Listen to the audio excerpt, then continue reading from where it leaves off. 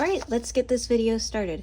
Now we are going to pick a very tried and true method to determine what design we're going to use. It's very ancient, it's very knowledgeable, and it's very resourceful. It's the absolute best way to pick the design.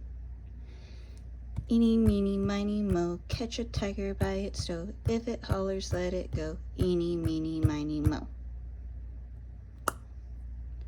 Eeny, meeny, miny, mo, catch a tiger by its toe. If it hollers, let it go. Eeny, meeny, miny, mo. We're doing the bubble. Alright, and so for this, I always do the picture on the brim and then the words up top. Don't ask me why. I find it works best for me personally. And again, it's very hard to erase on hats once you start it, but always go for the pencil. Don't just walk in willy-nilly with your paintbrush and so forth and hope for the best. It does not work out the way you want it to, trust me. I have tried and true this.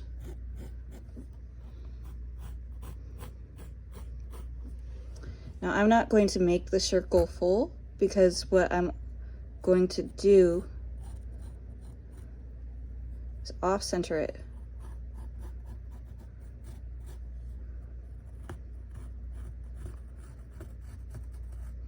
Do any of you remember the movie Arthur? Or not Arthur, Sword in the Stone? It was the story of King Arthur. And it was honestly one of my mom's favorites to watch with us when we were growing up. She loved watching it. This scene is from the song To and Fro.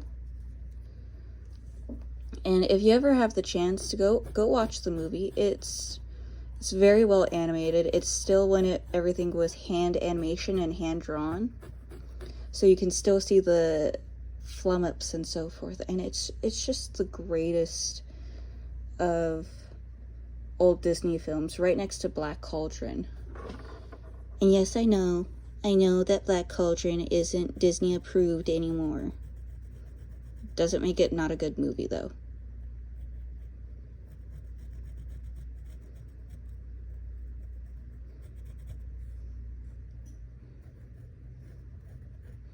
Now, I'm not going to be going in with any of the details like the fin marks and anything. I'm just getting the base body and the strips down. So I'm not doing the extra hairs at the moment. I'm doing the eyes, the glasses, the mouth, the one side of the head, the other side of the body, and the fin. Never go in with the details with the pencil, because that runs the risk of showing up on your actual finished product. Because again, there's no true fire way of doing this. And to make matters even better is when you're doing this, you're doing it on the curve of the bill. Now, most people, they try to flatten the bill or flatten the hat before they start working. I don't like doing that, because chances are the person is going to want the bill curve. Personally, I don't mind whether or not the bill is curved, but this particular hat is going to be for my mom, and she does like her bills curved.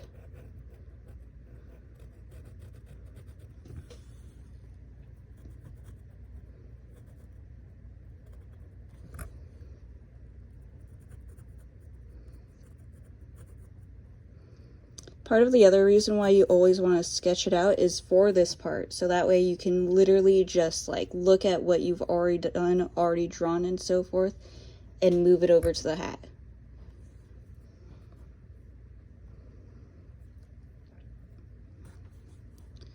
Hopefully you did it two sides so that way you're not having to make the calculations in your brain. If you can make the calculations in the brain, good on you. I cannot at the current moment. I personally blame my traumatic brain injury on that. I messed up. But yeah, it's not always the easiest thing to do, especially when you're doing it on the fly. And this is just for hand painted. This is not for like mass market stuff.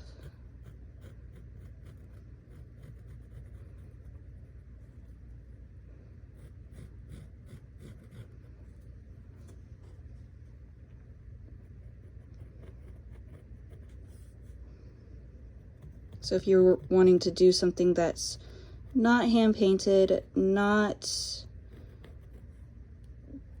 done by you pretty much, then you can completely ignore this video.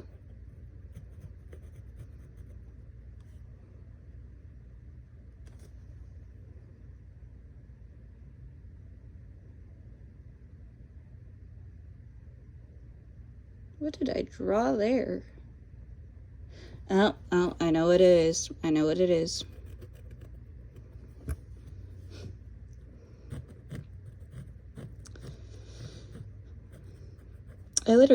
And that can also happen oftentimes, is you draw something, you think you've got it situated, you think you've got everything sorted, and then you're like, did I actually draw that? Like, what was I thinking here? What was the thought process? And it's literally just a part of the process.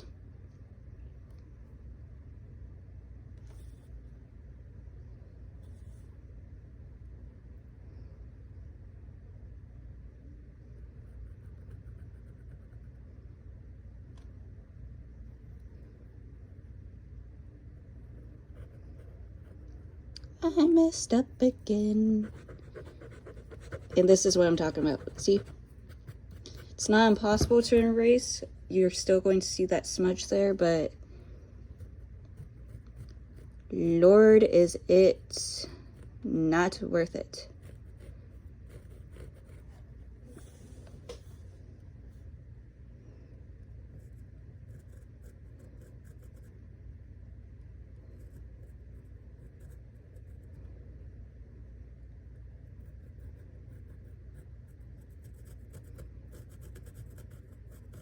And it's okay if your actual design on the hat does not look exact to the picture you drew, because the picture you drew is on paper.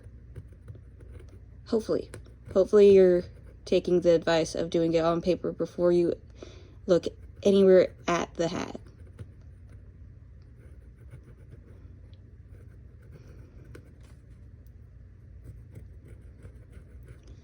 And hat and paper do not have the same texture.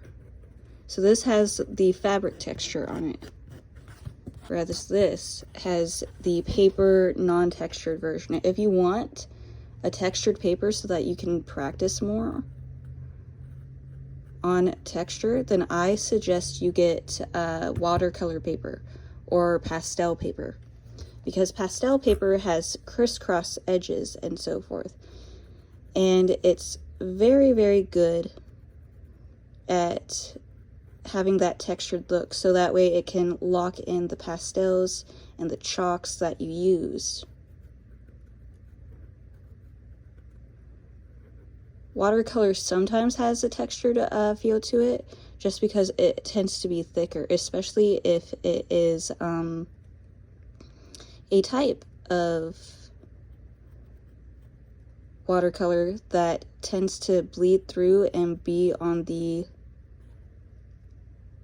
worser side.